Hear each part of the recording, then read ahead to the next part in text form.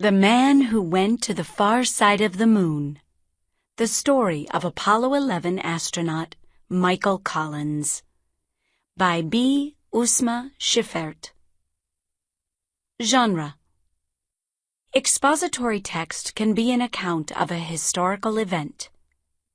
As you read this selection about the historic Apollo 11 spaceflight, imagine what it would have been like to have been part of the mission.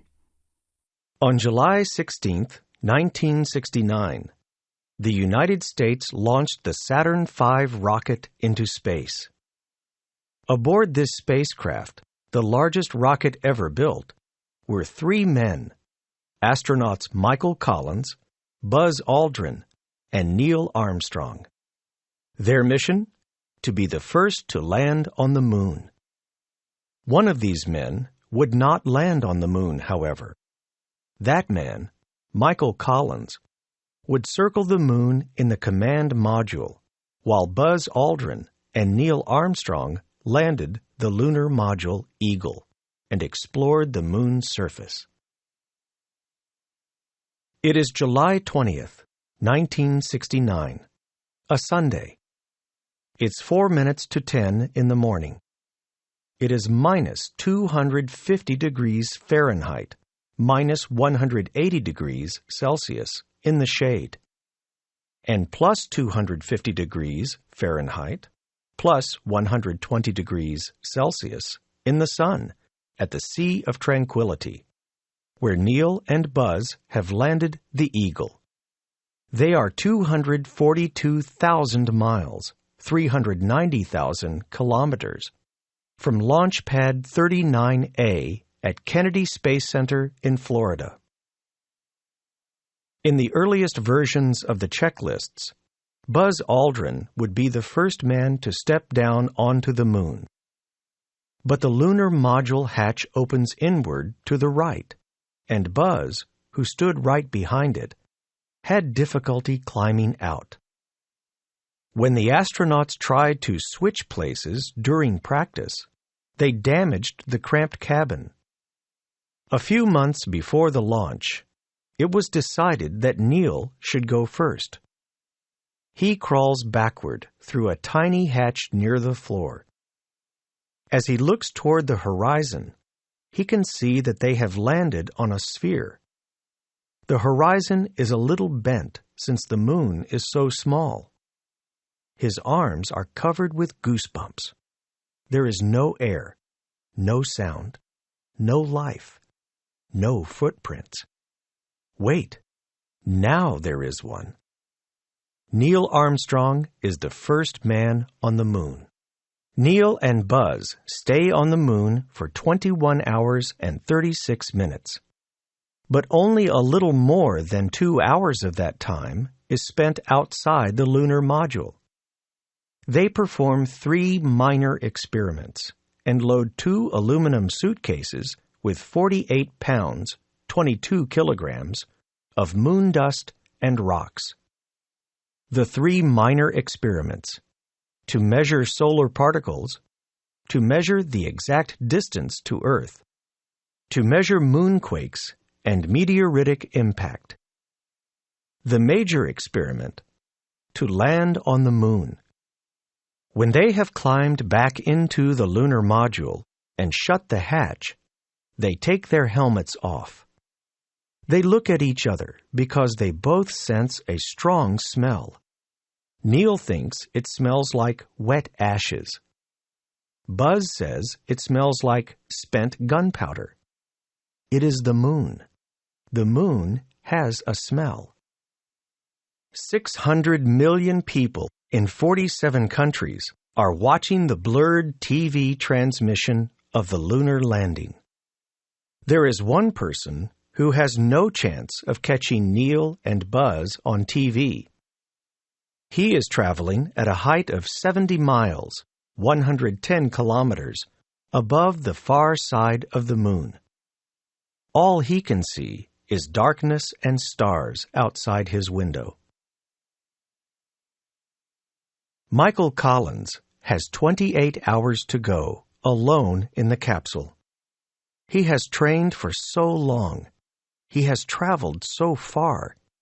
He is so close now, and still he can't land on the moon. They did not choose him.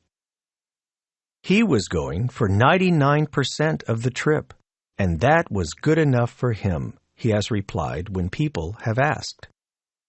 But he knew he didn't have the best seat on Columbia. He thinks to himself that he really never got to know the astronauts who are now on the moon. Neil and Buzz trained together for many months in the Lunar Module Simulator. Michael trained by himself in the capsule. Once every 2 hours, Columbia passes over the landing site. Michael Collins tries to locate the Eagle. He can't see it. He only sees crater after crater, cast with sharp shadows from the sun. Every other hour, all radio communication with Earth is lost as the spacecraft skims over the far side of the moon. When Neil and Buzz are on the moon's surface, Michael Collins has to do 3 people's jobs. He has to make 850 computer commands. He has been taught just how to push the buttons, hard, right in the center, and to hold them pushed for a little over a second. They must be pushed in the right order, one after the other.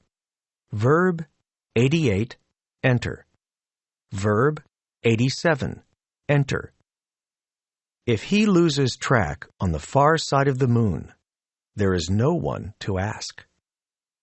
Michael turns up the light in the command module.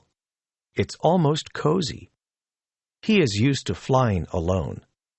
He has flown airplanes by himself for almost 20 years. He has even practiced how he should return home by himself if something should happen to Neil and Buzz down on the moon. It's quiet in the capsule on the dark side of the moon. The only noises are the fans humming and a faint crackling from the radio. Michael Collins prepares his dinner, looks out the windows. Every 120th minute, he sees the Earth rise at the horizon. Michael Collins's food pack on the 4th day of the trip.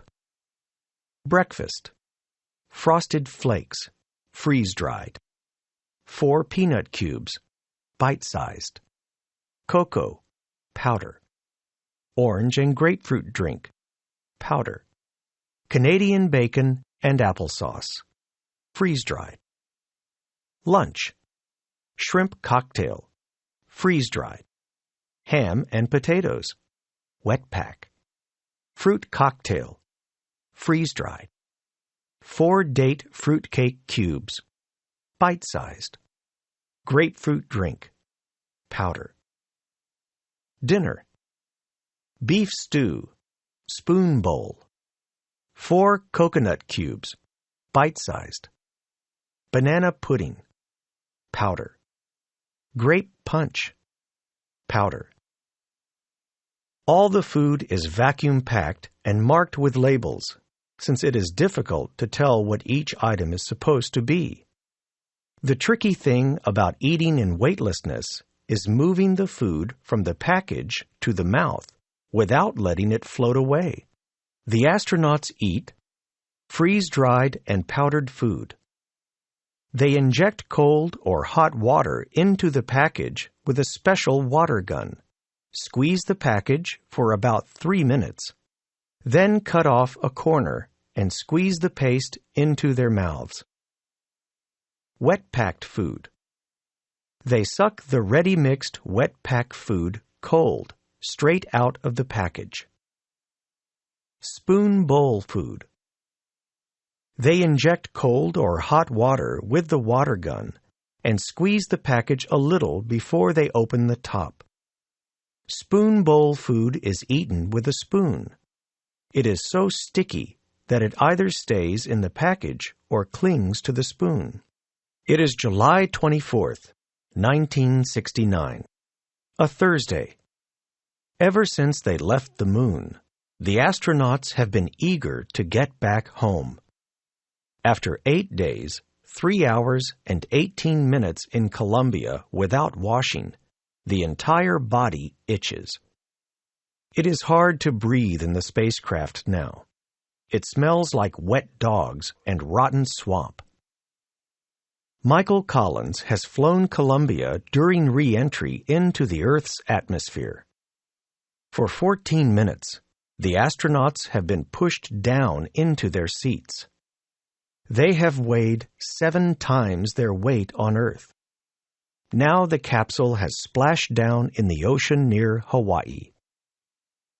No one knows if the astronauts have been exposed to dangerous lunar germs that could potentially wipe out the human race. Because of this, they are sent straight to a quarantine facility, a silver-colored mobile home. Inside, the astronauts write reports about their trip. Michael beats Neil in cards. As they sit there, bored as can be, they begin to understand just what they have experienced. During the trip itself, they were so focused on their job that they didn't have time to think about what they have actually done. Everyone on Earth gathered together because of the moon landing. But the astronauts themselves have been far, far away. As they watch a taped recording of the moon landing, Buzz suddenly turns to Neil and says, "Neil, we missed the whole thing." In the past, Michael Collins never really cared about the machines he has flown, but this time it's different. On the second night of quarantine, he climbs back into Columbia and takes a seat.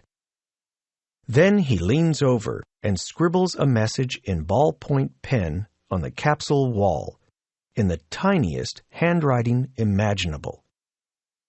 Spacecraft 107, alias Apollo 11, alias Columbia, the best ship to come down the line.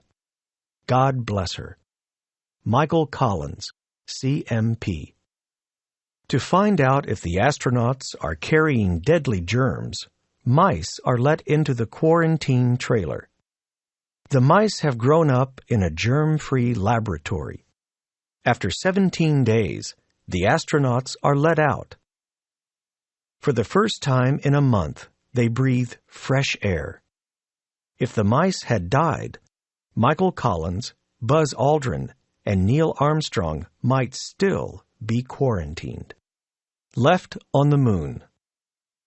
Since Apollo 11, there have been 5 other lunar modules on the Moon. The last one landed in 1972. Everything the astronauts left behind stays exactly like it was when it was first put there. There is no rust. There is no wear and tear. In the gray moon dust lie the traces of 6 Apollo missions.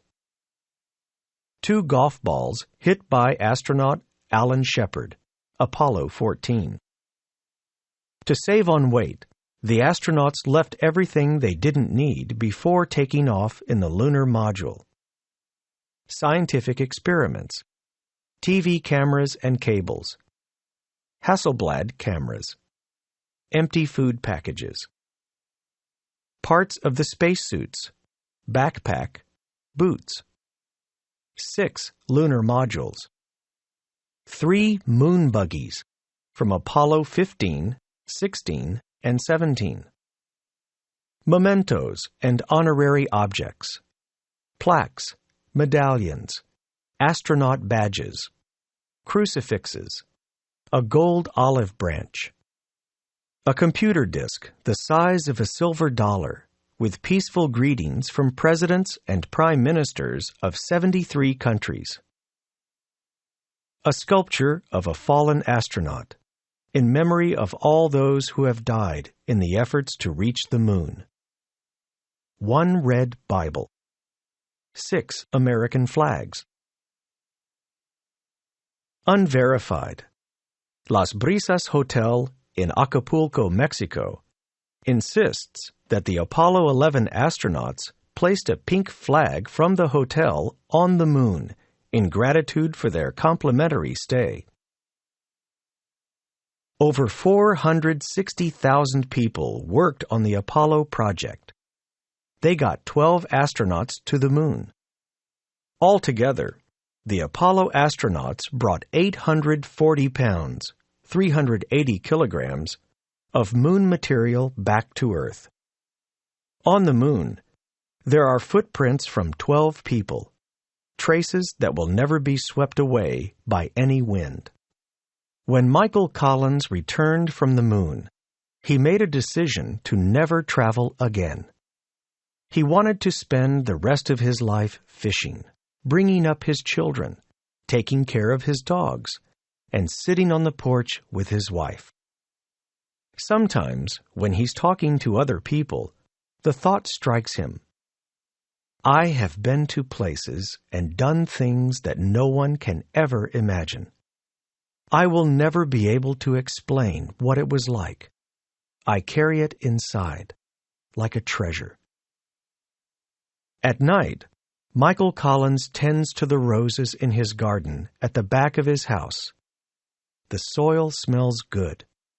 The wind feels warm and humid against his face. He looks up at the yellow disk in the sky and thinks to himself, I have been there.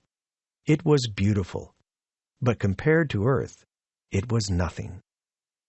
He never wants to go back to the moon. We're lucky to have this planet. I know.